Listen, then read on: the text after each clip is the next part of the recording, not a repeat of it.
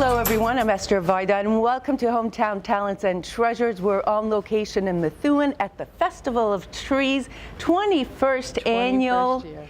Right. Sharon Pollard, the founder and executive director, welcome. This is absolutely beautiful. Isn't this fabulous? Every year the trees are just spectacular, and every year they get better and better and better. So we're so pleased that you could come. This is absolutely great. What makes this year different? Well, it's interesting. Every year the trees are different themselves, and so that makes it very special. And we had some technological changes this year that hopefully will enhance people's visit to the Festival of Trees and make it easier to come in. They won't have to wait in as many lines. We're hoping, we have our fingers crossed. But again, it's the trees. The trees are just the stars of the show. So each one of these trees is made by a different person. That's correct. We invite businesses, people, organizations, and the Festival of Trees actually gives trees to children, schools, and groups so that the young ones can participate as well. And we hope by giving them the tree that will help defray their costs. The police actually and the fire department and the community have been involved for, oh my goodness, 18, 19, 20 years. And in this example, this tree, 20,000 Leagues Under the Sea, is done by a former president of the Festival of Trees, Ann Gustafaro. So we have, individuals. These are our nieces and nephew that do this tree. And our premier tree is from Charles Beauty Wellness, a local hairdresser who owns a salon in Methuen, who every year does a spectacular tree, but he also has a special raffle. It's $5,000 this year. So you can have special raffle tickets for that. Wow. And if you win his tree and $5,000. So there are some very special things here. And a lot of these trees, although you try and win them for the tree that they are, but a lot of them have gift certificates on them, and people really go all out. The festival was started to help the Historical Society. What have you done in the past 21 years? We started as a fundraiser for the Tenney Gatehouse, which was about ready to fall down. It's a building, beautiful building next to our city hall. So we raised funds to be able to restore it, and it was all restored with a little help from the Commonwealth of Massachusetts, but a lot of help from the people who contributed to make it happen. Since that time, we've contributed to about 140 different projects throughout the Merrimack Valley in southern New Hampshire. And every year the festival board meets. The profits of the festival go to that. We have people apply for the money. We choose who's going to get the money. And I think the Festival of Trees has helped save many buildings in the Merrimack Valley, and a lot of buildings and beautiful walls standing because of the work that the Festival of Trees has done. Approximately how much money have you raised? $1.5 million. Wow. Is what we've spent on historic preservation. Yeah, it's great. Wow. It's a really good news story. I didn't know Rudolph was turning 50. The movie that they put on turns 50. So they did a little commemorative book and a little movie. So we got both of those for Rudolph. Where is the money going to specifically this year? We haven't decided yet. The board meets in January after we figure out how much money we're profiting. And then we meet in the middle of January. People have to submit their applications by the 30th of December. And then the board sits with all of the applications and, ranks them according to how many of the criteria they met, and then we make the decision. Wow. Yeah. You have some different events happening this year. We do. We have some great events. We're having one of the paint nights. Everybody's into paint nights. So we're having one. Actually, it's sold out.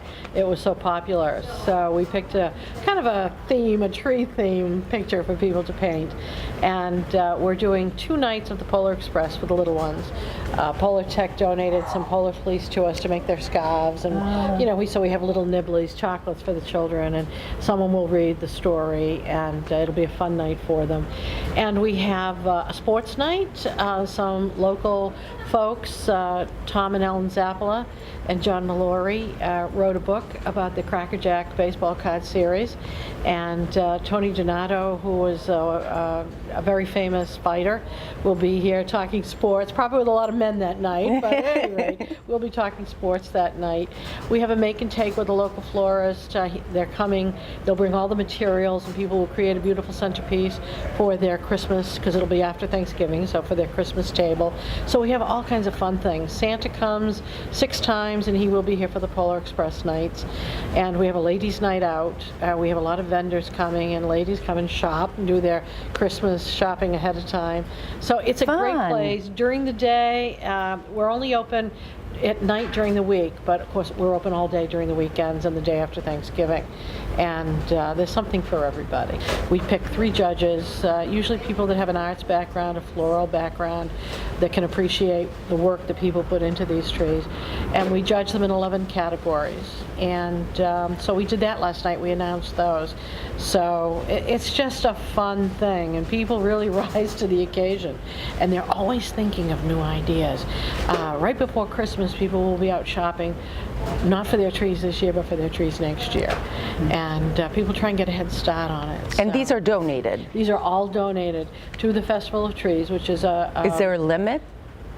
No, you do whatever you want to do. It's a private nonprofit organization, and you donate it to the organization, and then the organization uses the proceeds for a very good cause. It's a wonderful tree that was done by a local dentist and her office staff, and it's about the movie Frozen. And it has all of the characters of the movie and their castle, and under the tree is water and a ship. And it's just precious. I mean, they put a lot of work into that, and it was a lot of effort to think of that and execute it, complete with the blue lights.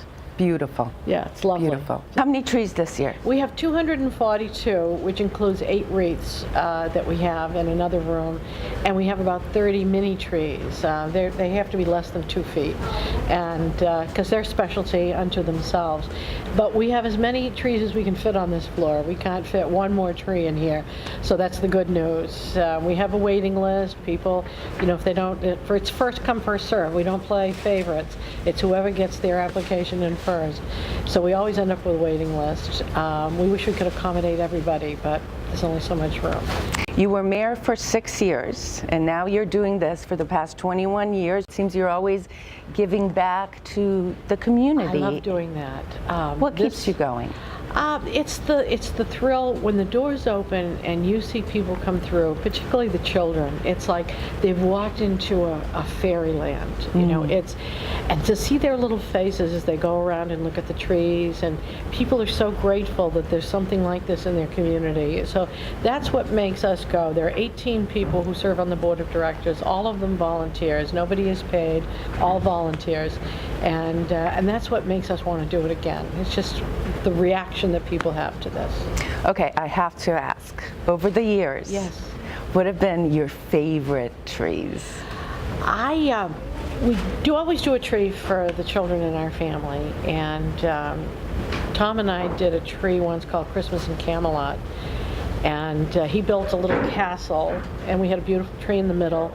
My aunts made the King Arthur's beautiful long flowing robe with the fur on it and the red robe, and I found a large crown and it was just a fabulous tree. But I think that was my favorite. Okay, next year, Yes. same thing, right? Oh yeah, it'll be the same thing. I don't know what we'll do. I don't know. People will have beautiful trees. Last year we had a dinosaur. Who knows what we'll have next year? But and I don't know what Tom and I will do. We just go look at ornaments and see what we like, and then build a tree around the ornaments. So The trees will be raffled off. yes, people buy raffle chances for the trees. They're $25 for $5, and they go around. Every tree has a tube, and they cut up these little tickets, and they put their tickets in the trees they'd like to win. And then the evening of December 6th, we hold a huge raffle, and every tree tube is brought forth, and we pick a few tickets, and the person whose ticket was picked first is the winner of that tree. The kicker is the next day they have to come and get their tree. But then they have a ready-made tree. They just, we tell them, we give them industrial strength saran wrap your tree as tight as you can, and when you get home, put it in your truck or your car. Be a little careful, but when you get home, take scissors, fluff it up, and you're it's good ready to go. That's the nice thing about it. This is entirely put on by volunteers. That is correct. And I'm sure you can use some more volunteers.